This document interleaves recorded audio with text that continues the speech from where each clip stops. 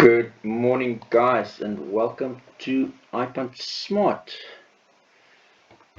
We are racing today from Vaal Classic course, and this is our first broadcast also to be sent on the iPunt Smart radio broadcast, where we will be covering sports and horse racing analysis, jockey previews, also interviews with jockeys and trainers and all the rest of it. So it'll be launching on Friday. We're still in a test mode, so just check on our Twitter handle for that link if you guys want to subscribe to it. We also cover all the commentary on a daily basis of all the horse racing that is happening around the world. So let's start off.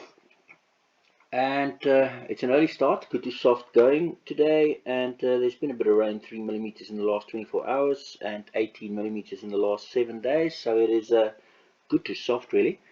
And in the first, there's nothing part of the actual exotics.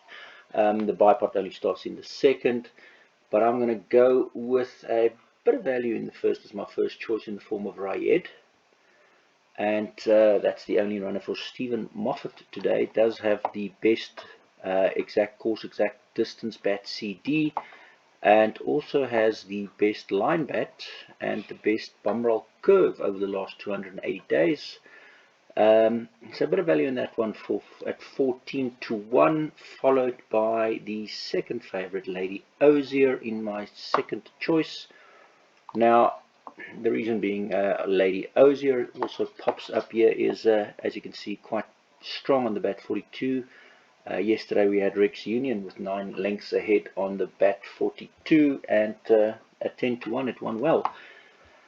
So I'm going to go with Lazy Ozier with Sam Musia. This is a work rider's maiden, so always a bit of caution there. I do like a bit of the other Ruffy Gimme Royalty, Shailen Naidu. In the race comments at the bottom here, you'll see always respect when the only runner, irrespective of the ratings, always has upset potential. And therefore, it is coming in at third ranked. As you can see, the number 3 in the yellow star here. At 25 to 1, it does have the best exact distance median speed and also the best bum roll on 168 days form.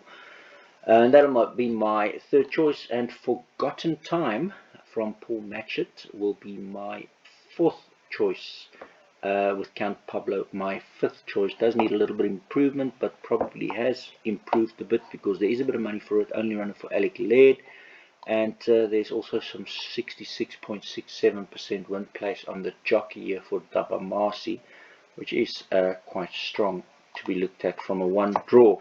So those 5 is really the 5 that I'd be having any interest in this race. Moving on to the second race, and yeah, I do believe East Coast, the favorite, is the horse to beat here. But I always have respect for Mr. St. John Gray and his doings, so I would most definitely be interested in Fogbank and Apache Run, both on their debut. He's only got 2 races entered for the day, and he's got Warren Kennedy on the one, the number 1 jockey in the world, and he's got Sherman Brown with only 2 runs for the day on the second one. Either one of those 2 could be the best because this is St. John Gray. So both Fogbank and Apache Run would have my backup. I do think East Coast, the only runner from Mike the Cock with Richard Ferree in the saddles, is the horse to beat. Others to consider: Vantage Point, the only horse that's actually won in this juvenile plate before, that has the 1 on here. Marco van Rensburg was riding. There is no line bat because the 1/450 is all basically the first time that any of these juveniles goes that far, so that's a bit of a concern for me. So the selection is basically on the intentions of the East Coast 1200 that's already run. He's got the closest to the 1450 so far, and he did do a pretty decent 61.19 on the adjusted time when Keegan the Miller was riding. Now Richard Ferree is riding, and if I look down further, I don't have much data to go by, so yeah, East Coast should be the one to beat if any of the first timers is not any good. Moving to the third, and in the third year, I think it's between Ocean's Pride and Fashionigma as my first two choices, but since St. John Gray has Sherman Brown and a gear change with some good bat curve here on 2.57, the second best in the field behind Toto's Dream, I would think that the value is also with Devastator here. So I'm going to go in that format, 6, 1 and 7 as my first three choices in this race, followed by Arabian Sky, only run of Stuart Pettigrew and Matsunyani. That's also coming from a rest, but definitely has to improve quite a bit from what we've seen so far. And then Toto's Dream as the fifth one, with Mix the Magic does have the best on the bat 42 unknown because it's in red, so it's outside of the distance category of 1600, but if he can do the 1600, then he is also a runner to be considered here. So yeah, basically there's 6 of them that has any chance of running into a quartet. My choices 6, 1, 7, 2, 5 and 4. Moving on to the fourth race, and in the fourth race I essentially got my first two in Maradiva fully automatics, and then Black Burner closely followed behind that, so that would be my first 3 choices in this race, followed by Gone in Time and Covert Operator as the other 2 that I see that has some sort of a potential to also run into the winner's box for the pick 6 purposes. So I think there's a little bit of value in fully automatic, which is my first choice, Brett Weber and Seister, and then Maradiva, Black Burner, Gone in Time and Covert Operator. Brave Sioux is the other Janssen van Vieren, only runner for Lorena for the day, and it's an only runner, so it really can do anything. Interesting that Derek David's coming to the racing today, and he's running for Paul Peter in the first, and we saw what Mr. Agent Smith did when JP van der Merwe rode his first one on Floriana for us, and he was welcoming his son-in-law back to South Africa, and in the process he also chased another 500 of the public horse racing fans away by winning with JP instead of the 4 to 10 horse in that race. Anyway, that is how the state of RSA racing just keeps on chasing people to sport. In race 5, yeah, I think Irfan's Boy is not bad value at 3.03. I'll make him my first choice. I'll make Retallick my second choice. Bit of intent from Roy Magna, only 3 races for the day. Puts Yeni on this one, coming back from a long rest. And then Mufasa is my third choice, so 632, Mufasa being the favorite, but Irfan's Boy's got a bit of a gap here on the bat 42 form. Mufasa does need to grow 3.87 lengths on his bat 84 form on his last run on the 6th of January 2022, so for me, a little bit of value in Irfan's Boy, and that's based on his last run, which was a huge improvement from 13.99 to 0.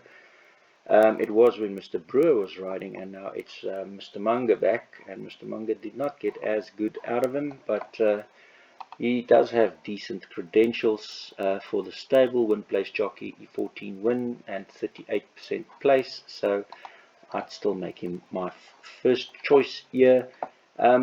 If Irfan's Boy fails, then probably Retallick or Mufasa. Next best then, decent 6.28 as the best exact course and distance bat C lengths here on See My Vision with Nyawu, but Nyawu is, yeah, he doesn't win that often or that many, 1 out of 8 more or less, and that's why he only comes in as my fourth choice, with Clinton Binder and Kings Road my fifth choice. I would have liked Kings Road more if Kings Road stayed with the same gear change, blinkers and tongue tie, because you can see his blinkers and tongue tie form was most definitely better than when he was without the blinkers down here on the 21 and 20s. So to me, the horse to beat here is Irfan's Boy. Moving it on to the 6th race, and yeah, I see a little bit of value in Fani Broncos with Shimanga Kumalo on board in Bronco Blitz. I'll make him my first choice. Reason being his bat 42 form is 2.6 lengths better than Drogier, which is also decent value at 7.14 for Derek David. And I'll make him my second choice. And then my third choice would be another roughie at twice as splendid with Grant Maroon and 16-1 best exotic ranking, best Bomberall 84 days, some hidden form on 3.61 on the bat 84, makes him third on bat 84 here with Nathan Klink on taking the ride. Interesting, he's putting Nathan Klink on this one for the first time. And on this run at the same course and the same distance of 3.61, when it was also yielding or soft going and there was some support, he does have a say. He also got some support then in a mini feature here, 100-50-1. Bit of a roughie there for me to consider. Bronco Blitz, Drogier twice as splendid, and then on cue, it looks like Ashley Fortune could have a good day, and this could be the potential double for Ashley Fortune after the top rated in the previous. And then moving on to maybe, yeah, the favorite SQ Vaal is maybe also one to throw into the pick 6, but for me, yeah, not at that price really, to be quite honest. Moving on to race 7, maybe throwing Frontline Fighter, keep Peter and Kennedy in that race as well, but his stablemate does look better. Moving to the 7th race, a couple of scratchings here now, and I do think this is quite a tough little race, this to get by. I'm going to make my first two choices, Imposing Angel and Raise the Red Lantern, then followed by Touch of Fate, and then followed by Accelerator at 14-1. That is another Fani Broncos horse that looks pretty decent today with some hidden bat form here. And then Edward Longshanks. I did make a note on Edward Longshanks previously needs further than 1200. 1400 should be better, but now he's over 1000 meters. But what I've seen, he does prefer a bit further, so that's why he only comes in as my 5th choice, but it's a bit of an open field for me in this race. Then True Brit and Trust the Fire and Soweto Rose. So yeah, joint Imposing Angel and Raise the Red Lantern for me is my options here, followed by Touch of Fate, and then I would go with Accelerator, Edward Longshanks, True Brit, Trust the Fire and Soweto Rose. I think all of those needs to be included in the pick 6 in this race. Go as wide as you can in this race, really. Moving to the 8th, and I do have quite a bit of value here for Kind Judy as my first choice. Looks pretty decent here. One of only 2 for Slow and Boetus. Does take the epic claim off, gives him only 51 kilos. Does put the blinkers on. Does have a very nice strike rate, 55.56 on the places here. So a bit of each way for me on Kind Judy. Second choice is Queen Bomi and Speechmaker. So those are my first 3: Kind Judy, Queen Bomi, Speechmaker. And then the 4th choice is the favourite, Vickle Spickle. And then Petunia, Chris Jonker's only runner for Kumalo. Does have the best bat C here, so respect on that. And I think those 5 is probably enough to get you through the pick 6. I think for the PA, only Kind Judy and Queen Bomi and Speechmaker is enough. And moving to the last of the day, and in the last, now that my top choice written in stone is scratched, I do make it a little bit more open. I go with the the favourites stablemate, Naval Guard's stablemate Motor City Hitman, as my first choice, because as we know, the state of South African racing does mean that there is money to be made between the different trainers, eventually only the trainers, because the public will not be a part of it anymore as they carry on doing what they are doing. Motor City Hitman for me, then Doris Shams only runner Ricardo at 16 to 1 is nice value. In the second place, Dark Travel, third place for Brett Weber, and then Naval Guard, the favourite, Peter and Kennedy, fourth choice, and then Two Sides to a Story as another 16 to 1 fifth choice. Yeah, that's probably my top 5 here, and I think the top 5 should be enough for the pick 6 here, but others to consider. In the quartet, for instance, is Joey Somers, only runner Iceman Cometh, having his second run rest, which is a bit of a concern for me, but it has been quite a while. So it's been the 25th of January, so it is quite a few days that he's had time to recover. And then track commander Sean Terry, since Sean Terry has Fashion Enigma, that looks pretty strong in the second. I think track commander could be a potential double, so but you've got chance to see if Terry wins on that race, to then throw him into the pick 6. And the last one to mention, Call Me Master, Robbie Sage is only runner with Muzi Yeni on board. Looking at the JTR combos today, a couple of things standing out, like the Ashley Fortune Munger combination here with Irfan's Boy, Poetus and Brewer here with Kind Judy. Going down, Weber and Seister looks okay with Fully Automatic here, and okay with Dark Travel here. Then Bridget Sitwolf looks okay with Ocean's Pride at a nice price. Candace with Gavin Larena here in the 6th race with Raise the Red Lantern looks pretty decent on them for the day. Corne Spies with a bit of a roughie here. Vantage Point looks not too bad. Not too bad here on his True Brit then either. Another one, if you see that Vantage Point wins, then True Brit is one to throw in. Fani Bronkhorst looks pretty decent on a couple of runners today, starting off here with Black Burner, and even to a lesser extent here Gone in Time, and then following it up with Bronco Brits at 14 to 1 and Accelerator at 14 to 1. Grant Maroon with Clink obviously has the best liking. He has twice suspended for me for today. Hedda Adamson, quite a good stable, strong stable, with very few horses. Speechmaker should be trying. Mike de Cox, only runner here with Richard Fourie on East Coast, you can see stands out.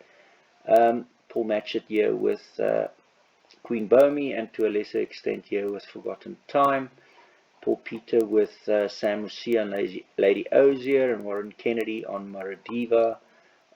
Also Warren Kennedy on Mufasa. They're all short price though. Drogier looks pretty good value for Derek David.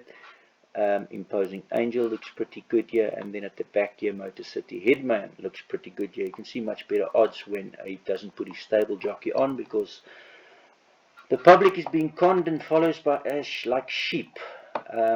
Roy Magna here with Muzi on Retallick looks okay as his best chance for the day. Cherry looks okay in Fashion Enigma, as I mentioned earlier. Shayla Naidu as a 25 to 1 on Gimme Royalty looks pretty okay as each way, and Moffat looks pretty good on Riot as an each way here. Pettigrew looks okay with his only runner Arabian Sky, and Tony Nassif maybe in the back here with Two Sides of a Story as a roughie. That's what I can see from the JTR combo sheet. Moving on over to the JTR detail sheet, where the yellow stars comes from. First you can see is pretty close here. The second is pretty close here. The third is a little bit of a gap here for Ocean's Pride and Fashion Enigma versus the rest.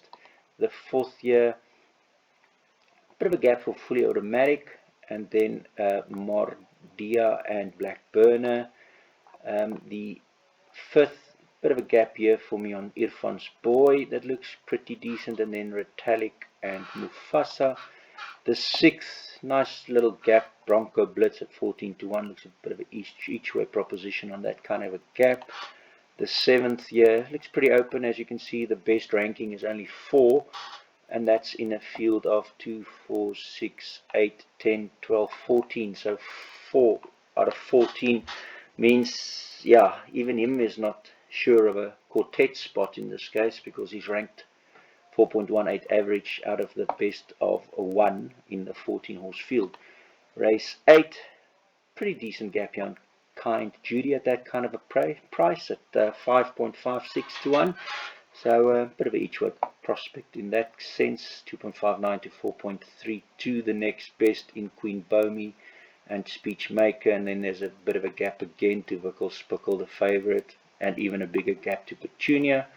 And then in the very last 3 on Motor City Hitman with Ricardo and Dark Travel next best, and as you can see, those 3 standing out pretty nicely, with then a big gap to a 6.4 in the next. That's it from me, guys. Hope you have a great day, and I hope this helped.